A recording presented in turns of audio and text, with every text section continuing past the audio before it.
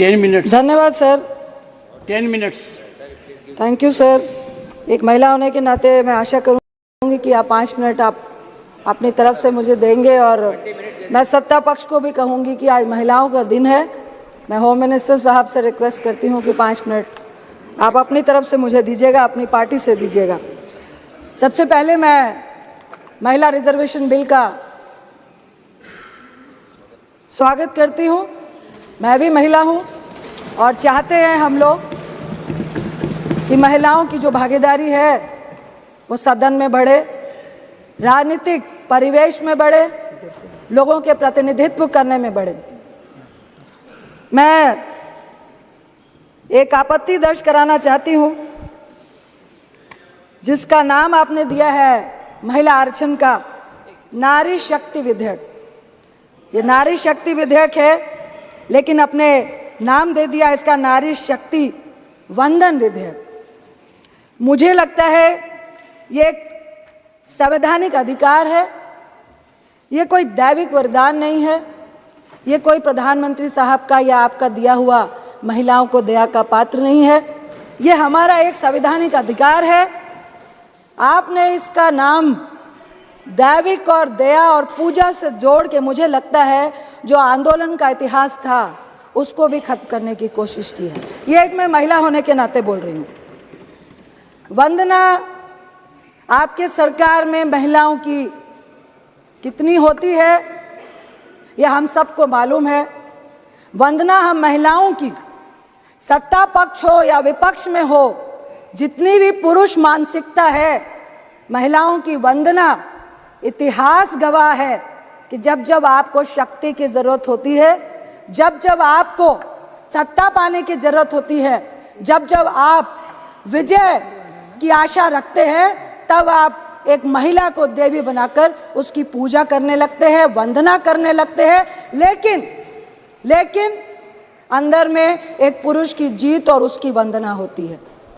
आपकी वंदना हमने जंतर मंतर में बैठी उन महिलाओं के रूप में देखी। आपकी वंदना, आपका महिलाओं का सम्मान जब मणिपुर पे हमारी महिलाएं निवस्त्र हो रही थी, हमने तब देखी। आपकी वंदना और आपकी पूजा और सम्मान जब एक रेपिस्ट को बचाने के लिए, जब आप सत्ता पक्ष वालों को यह मालूम चलता है कि वोट की राजनीति में जरूरत है, तो मैं रिक्वेस्ट करती हूँ, हमें अधिकार चाहिए। दया का पात्र ना महिला कभी थी ना होगी। ये हमारी करुणा है, हमारी ममता है कि हम आपको, अपने आप को आपके सामने दया का पात्र बनने देते हैं, क्योंकि हमारे में इतनी करुणा है। हम आज इस नए सदन में बैठे हुए हैं, मैं प्रशंसा करती हूँ, बहुत अच्छा है, लविश है। लेकिन एक बात जरूर कहूँगी, जो पुराना सदन है वो घड़े का पानी है और ये जो नया है रेफ्रिजरेटर का पानी है। और घड़े के पानी की जो महक होती है ना, वो ज़िंदगी सालों सालों तक हम भूल नहीं पाते हैं। बस इतना फ़र्क है, ये आपको भी सोचना पड़ेगा कि आखिर ये फ़र्क इस पुराने बिल्डिंग और नए बिल्डिंग में क्यों है। मैं ज़रूर बोलूँगी कि आप महिलाओं के अधिकार की बात कर रहे हैं। मेघवाल साहब को मैं लोकसभा में कल सुन रही थी टीवी में बैठकर, आप बड़ी बड़ी वंदना और नारी शक्ति की बात कर रहे थे, लेकिन आपकी नारी शक्ति के लिए इतनी बड़ी प्रेरणा है सभापति जी कि जब इस नई बिल्डिंग का उद्घाटन हुआ तो हमारी महिला राष्ट्रपति आदरणीय मुर्मू जी को उद्घाटन तक में नहीं बुलाया गया। यह है आपकी नारी वंदना। और एक बार बोलिए।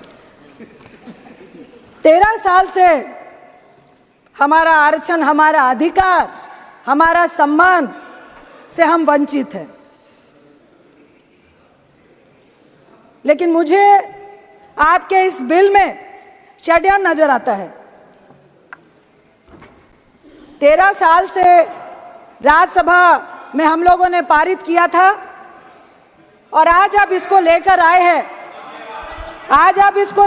हैं, अरे प्लीज सुनिए ना।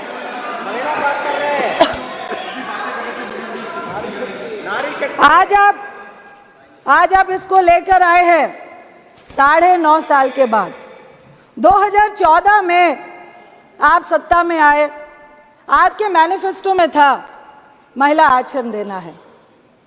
9.5 साल क्यों लग गए? मेरा पहला सवाल आपसे यही है। दूसरा सवाल, महिला आरक्षण के लिए आपको स्पेशल सत्र बुलाने की जरूरत क्यों पड़ गई? प्रचार करना था। जो लाइमलाइट लेने की आदत आपको हमेशा से रही है, इसमें भी महिलाओं को भी आपने यूज किया है। तीसरा सवाल, आपने कहा जातीय जनगणना और परिसीमन का पेच जो आपने लगाया है, क्यों लगाया? मैं आपसे पूछती हूँ, आपने इसका जवाब दे रहे थे कल कि अगर हम ये नहीं कहते तो आप पीआई लेकर सुप्रीम कोर्ट जाते।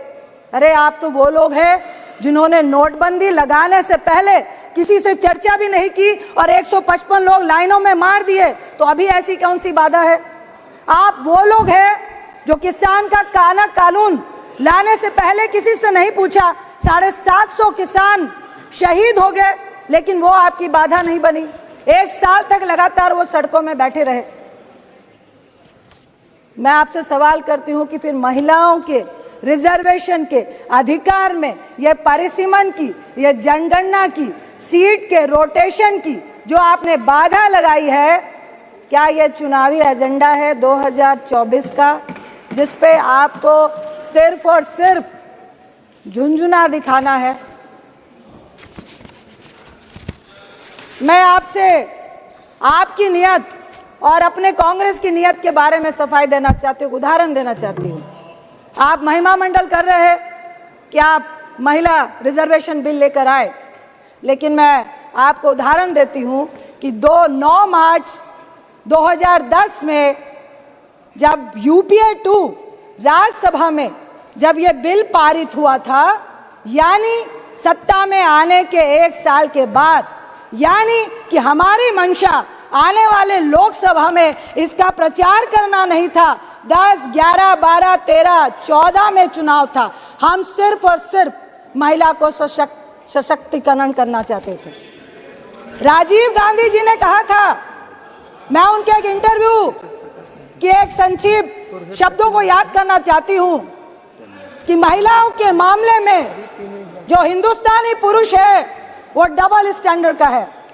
एक तरफ तो वो ऊंचे सिंहासन में महिला को बैठाता है, लेकिन दूसरी तरफ जब उसको सम्मान और समानता का अधिकार देने की बारी आती है, तब वो अपना पल्ला खींच लेता है, जैसा कि आपने हमारे राष्ट्रपति जी के साथ किया,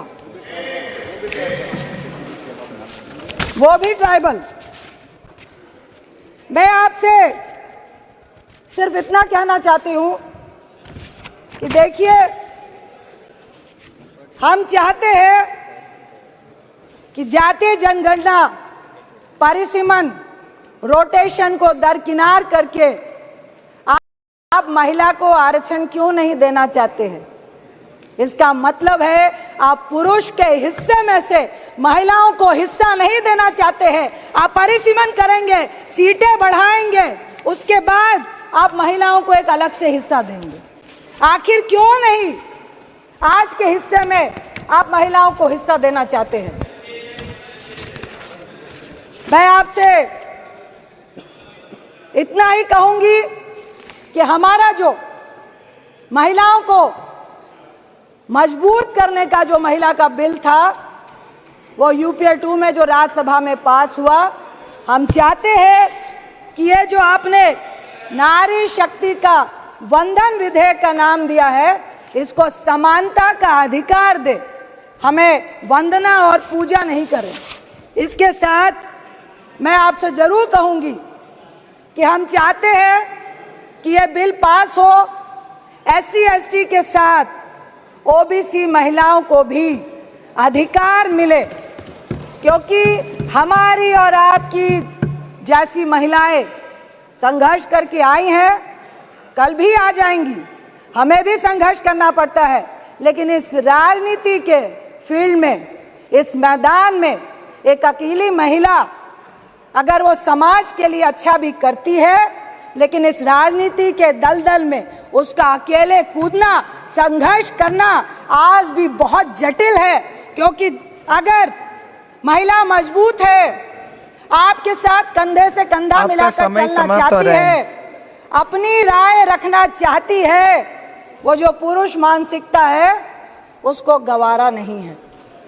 हम चाहते हैं, मैं अपनी पक्ष की महिलाओं से भी कहूंगी कि जब मणिपुर की घटना घटी, जब किसी भी रेप की घटना घटती है, जब हमारी पहलवान बच्चियां बैठती है, आपका समय तो समाप्त हो रहा है। समानता का अधिकार दिया है आपने महिलाओं को, ऐसा अधिकार दिया है समानता का अपनी महिला मंत्रियों को कि उनको कह दिया जाता है कि एक शब्द भी महिला के शोषण के खिलाफ आपका निकलना नहीं चाहिए।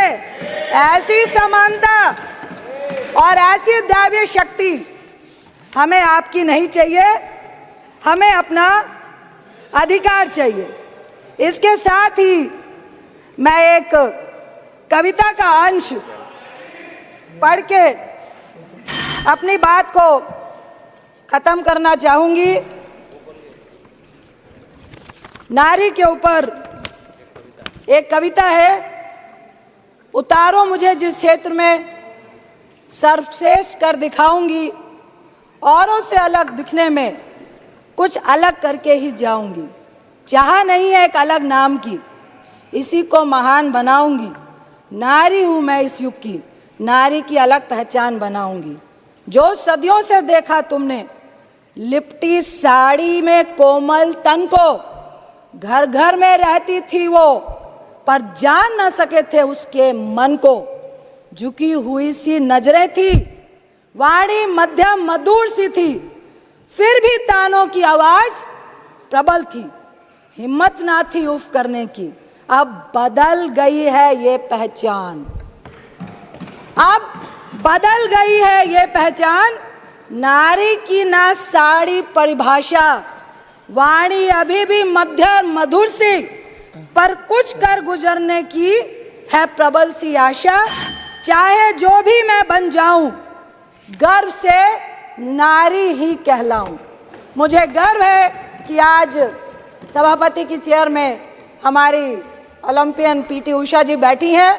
मेरा बचपन का सपना था, जब मैं पूजा में जाती थी और गॉड से विश करती थी, मुझे राजनीतिक व्यक्ति नहीं बनना था कि मुझे पीटी उषा जी की तरह गोल्ड मेडल लेना है। एक ही बात कह के मैं अपनी बात को खत्म करूंगी कि महिलाओं के समानता के अधिकार के लिए, चाहे राज्यसभा हो चाहे लोकसभा हो, हम सब महिलाओं को एकजुट होकर अपने सम्मान और अधिकार के लिए एक होना पड़ेगा। यही कह के मैं, ऐतिहासिक दिन है महिलाओं के लिए, इसलिए मैं इस बिल का समर्थन करती हूं और चाहती हूं कि ये आपके झोले में पिटारे में चला नहीं जाए। और ये जो 2019 का आपने झुंझुना पकड़ाया है, अगर सही मायने में आप महिलाओं को हक देना चाहते हैं तो कुछ तोड़ निकालिए और ये परिसीमन और जनगणना से पहले महिलाओं का हक उनके सामने रखिए। आपका बहुत बहुत धन्यवाद। Thank you. श्री जगत प्रकाश नड्डा।